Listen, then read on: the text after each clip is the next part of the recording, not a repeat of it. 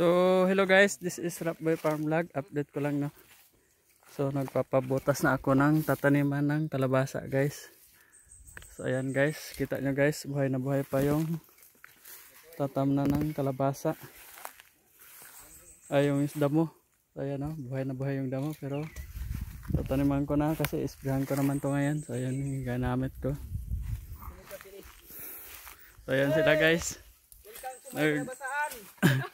Nagbubuta sila guys.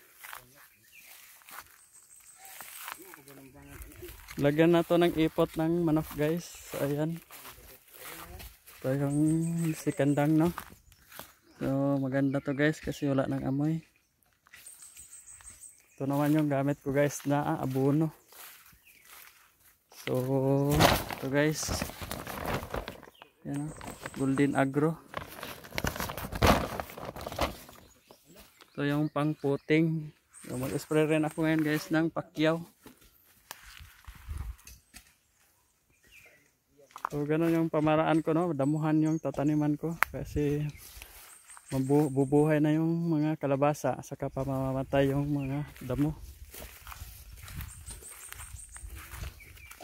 Yan sila guys, nagbubutas.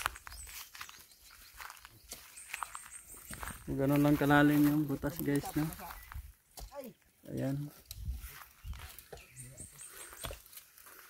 So yun lang guys, bahagi ko lang no. Update ko na rin. So thank you for watching. Pa-subscribe naman guys ng aking YouTube channel, Rapboy Farm Vlog.